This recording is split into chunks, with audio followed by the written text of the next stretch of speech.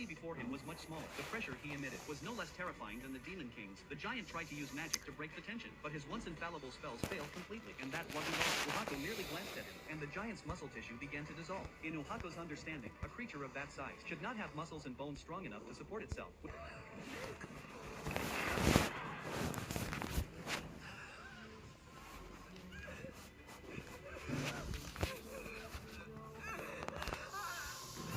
With the giant completely helpless, Ohako raised a large club and struck his head repeatedly until the skull cracked open. Then he tasted meat for the first time in his life.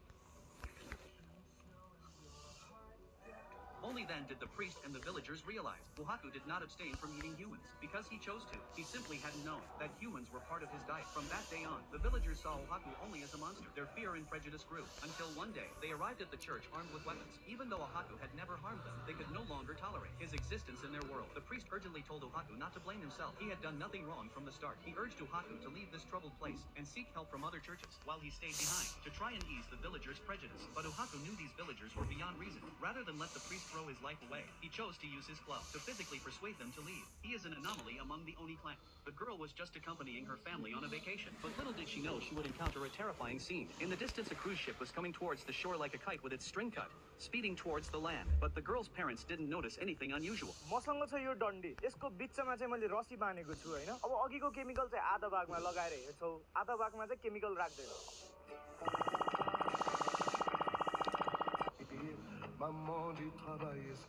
Revolutions are romantic until they destroy countries. The world keeps asking why India never erupts the way others do. Why no Arab Spring? Why no color revolution? Why no sudden collapse? The answer is uncomfortable and deeply strategic. India is bored with revolution. It has already seen what chaos looks like. Partition, emergency, insurgencies, economic collapse in 1991. India doesn't mythologize upheaval. It remembers the cost. While other societies still chase the fantasy of instant change, India has learned something brutal. Revolutions don't empower people. They replace elites, usually with worse ones. That boredom is not apathy, it's experience. Protests happen, loud ones, angry ones, but they rarely turn into regime-ending movements. Why? Because Indians don't believe collapse leads to justice. They believe collapse leads to years of survival mode. So instead of tearing the system down, they suffocate it slowly. Votes, courts, bureaucracy, federal pressure, time. This drives foreign observers mad. They expect fire. India gives delay. They expect slogans. India gives fatigue. And that fatigue is stability. A society that has outlived empires, ideologies, and economic disasters doesn't gamble everything on it. India doesn't fear change. It fears starting from zero again. That's why revolutions don't sell here. Drama doesn't scale here. And chaos doesn't win elections here. India's strength isn't blind loyalty to the state. It's skepticism toward fantasies. Other nations are still addicted to the idea of burning everything down. India already knows what rises from the ashes. Usually, nothing better.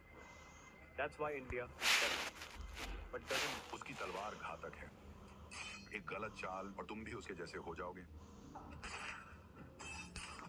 मैं ही हूँ जो इसे चलाता हूँ blade वैम्प मेरी जिंदगी का एकमात्र मकसद है हर उस खून चूसने वाले को खत्म करना जो छाया में छिपा है और दुनिया में फिर से शांति लाना अब ट्विस्ट ये है मैं खुद एक वैम्पायर हूँ लेकिन मैं बाकियों जैसा नहीं हूँ मुझे उनकी सारी सुपर ह्यूमन ताकत और हीलिंग पावर मिली हुई है लेकिन धूप मुझे प्रभावित नहीं करती मैं दिन के उजाले में भी घूम सकता हूँ इसी वजह से मुझे डेवोकर कहते हैं मैं इतना अलग क्यों हूँ और वैम्पायर से हर फाइबर से नफरत क्यों करता हूँ इसका कारण 30 साल पुराना है मेरी माँ को जन्म देने से ठीक पहले एक वैम्पायर ने काट लिया था उसने अपनी आखिरी सांसों में मुझे दुनिया में लाया लेकिन वैम्पायर वायरस तेजी से फैलता है जब मैं उसके पेट में ही था तब मैं आधा इंसान और आधा वैम्पायर बन गया बाद में मुझे एक बूढ़े आदमी ने गोद लिया वो आदमी एक लीजेंड था अनुभवी वैम्पायर हंटर और जीनियस हथियार इंजीनियर मेरे हर खतरनाक हथियार को उसने ही बनाया था लेकिन मेरी रगों में वैम्पायर खून होने की वजह से मुझे खून की भयानक क्रेविंग होती है इसी वजह से मुझे हर दिन ये सीरम इंजेक्ट करना पड़ता है ताकि मैं खून का प्यासा राक्षस न बन जाऊं आज रात मैं फिर शिकार पर था शहर के अंधेरे कोनों में छिपा एक वैम्पायर नाइट क्लब था अभी वे ब्लड रेव पार्टी कर रहे थे मैंने बिना हिचकिचाहट के अपने शुद्ध चांदी के हथियार निकाले और काम शुरू कर दिया वैम्पायर्स की 3 कमजोरियां हैं चांदी लहसुन और यूवी लाइट। निचले स्तर के वैम्पायर्स इनमें से किसी से भी छूते ही राख बन जाते हैं, लेकिन ऊपरी स्तर वालों ने चांदी और लहसुन के प्रति रेजिस्टेंस बना ली है, जिससे उन्हें मारना बहुत मुश्किल हो जाता है। उदाहरण के लिए ये लेफ्टिनेंट, वो कई बार मेरे हाथों से फिसल चुका था। इस बार नहीं, मैं उसे जिंदा जला देने वाला था, लेकिन जैसे ही मैंने आग लगाई, पुलिस आ गई। किसी कॉल पर रिस्पॉन्ड करते हुए मुझे भागना पड़ा। लेफ्टिनेंट पहले ही जलकर कुरकुरा हो चुका था, लेकिन वैम्पायर्स की पागलपन वाली हीलिंग की वजह से वे इतनी आसानी से नहीं मरे। उसने पैरामेडिक्स से कुछ खून पिया और रिकवर होना शुरू कर दिया। जैसे ही वो फिर से खाना शुरू करने वाला था और पूरी तरह ठीक होने वाला था, मैंने उसे पकड़ लिया।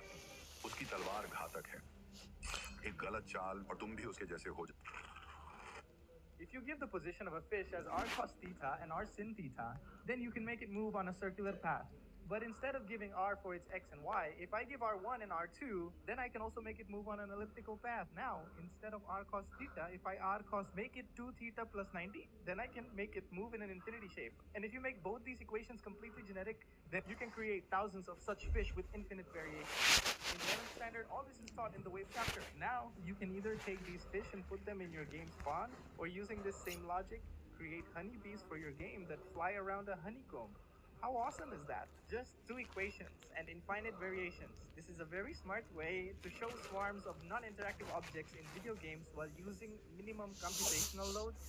If you give the Dark curse energy surrounds Zhao. Human faces push out from his skin. They're not illusions. They're the souls of 7 children. To master a forbidden technique called 7 Evils Binding, Zhao brutally murdered 7 innocent kids and sealed their souls inside his own body, using their suffering as fuel for power. That's exactly why Xiao came to Bo village. His target was never the village. It was Zhao, a man dressed like a telephone, but drowning in blood. Zhao tries to run. Zhao steps in and cuts him off. Panicking, Zhao hides behind his status as a Shanqing Taoist, hoping tradition will save him. It doesn't. One look is enough. Zhao can tell Zhao's aura is completely unstable, twisted beyond repair. As Zhao loses control, everything comes spilling out. And that's when Xiao shows his real self. He was raised in the Buddhist path, but he's addicted to killing. The only way he keeps himself sane is by hunting the worst monsters alive, people who absolutely deserve to die. Zhao is perfect. Zhao attacks first, relying on the violent curse energy from 7 Evils Binding. He actually thinks he can fight Xiao. The reality is brutal. Xiao doesn't dodge. He doesn't flinch. He takes the hit straight on. The curse energy slams into his golden defense and does nothing. Zhao breaks down, begging, crying, talking about sect loyalty, offering deals, anything to survive. But Xiao only gets more excited. He says killing isn't enough. He's here to save people too. And for someone who tortured children, death is way too easy. Before Zhao dies, he'll feel every bit of pain those children once suffered. Dark curse energy surrounds Zhao. Hello, नीचे देखकर चलो। Sorry sir, thank you. आगे देखने के बजाय पीछे देख रहा था। आगे देखने के बजाय पीछे देख रहा था। क्या कहा? आगे देखने की बजाय पीछे देख रहा था।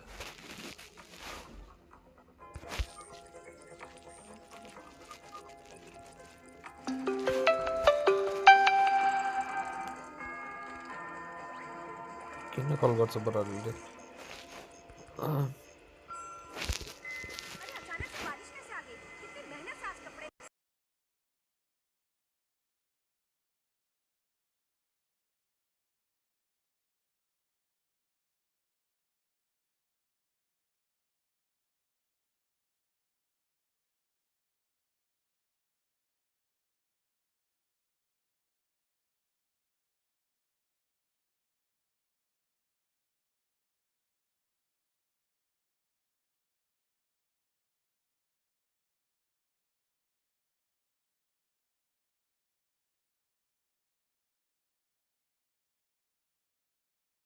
दुधी त बाहिर थियो त्यहाँ त्यो मोनिका दिदी कसलाई थाहा होला अङ्कल आफै त बाहिर थिए के बाहर जाएगा होता नहीं है ये सब। अब इस बार बारिश का देखो, जब देखो तब हो रही है, जब नहीं होनी चाहिए तब हो रही है। मैं तो परेशान हो गई इस बारिश से।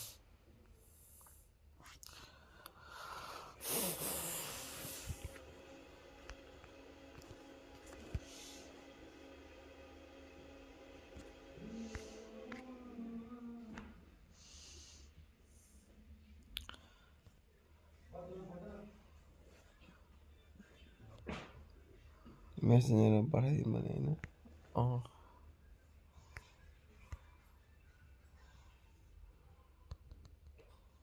जब नहीं होनी चाहिए तब हो रही है। मैं तो परेशान हो गई इस बारिश से। क्या तबीयत खराब हो जाती है। एक्सक्यूज मी, सुनिए सुनिए, एक मिनट, आपकी वॉच में टाइम कितना हुआ?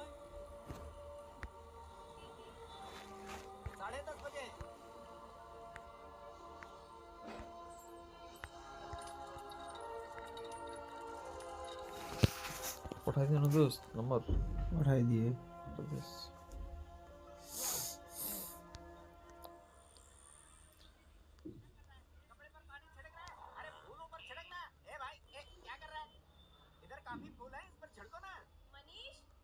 मनीष मैं थोड़ा बाहर जा रही हूँ बेटा। वो मीनाक्षी की बेटी को लड़के वाले देखने आ रहे हैं तो मैं जरा वहाँ से होकर आती हूँ। लेकिन तुम दुकान खुला देखा, कहीं चले ना जाए। ये किस लिए? अगर बारिश हुई तो? अरे गर्मी का मौसम है, इतनी गर्मी में बारिश कहाँ से होगी? सिर्फ बारिश के लिए नहीं, धूप से भी बचने के लिए। अरे इससे पहले भी काफी बार धूप में गई हूँ, कभी तो तूने छाता नहीं दिया मुझे। अरे मेरी माँ, I know it doesn't make any sense, but my common sense is sensing that it could rain. प्यार से बच्चा बोल रहा है तो उसकी बात सुनो ना। ये लो छाता लो। अरे एक तो तेरे लिए लड़की ढूंढ रही हो, मिल नहीं रही है, ऊपर से तू पता नहीं कैसी बहकी बहकी बातें कर रहा है। तू मेरी बात क्यों नहीं समझता बेटा? ऐसा क्यों कर रहा है? लो, अब जाओ। संभल के रहना। हाँ बाय। हाँ आते वक्त छाता ले आना, कहीं भूल मत जाना। नहीं भूलूंगी।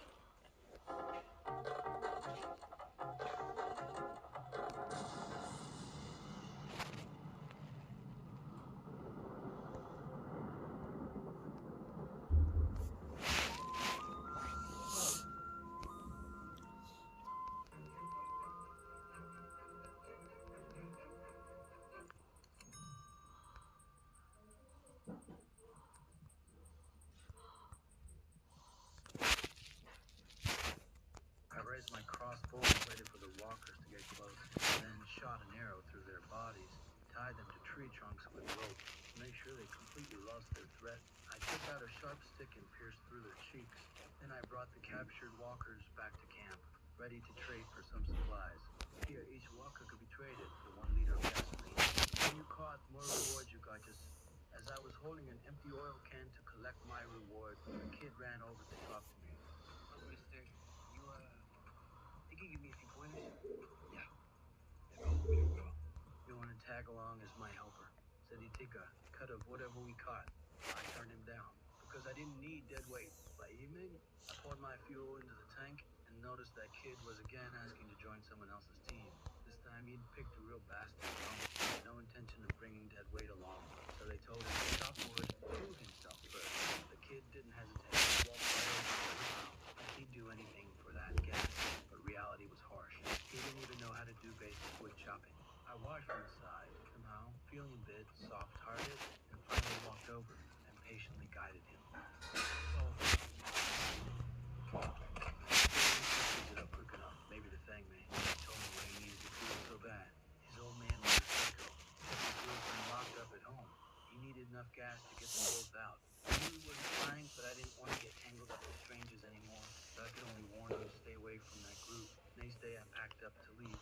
When I looked up, I saw that kid had turned into a walker. What the fuck happened? I'll start it. Found him like that? But the strangulation marks on his neck clearly showed murder. You know, you I broke through the old man's bullshit with my fist. The guards immediately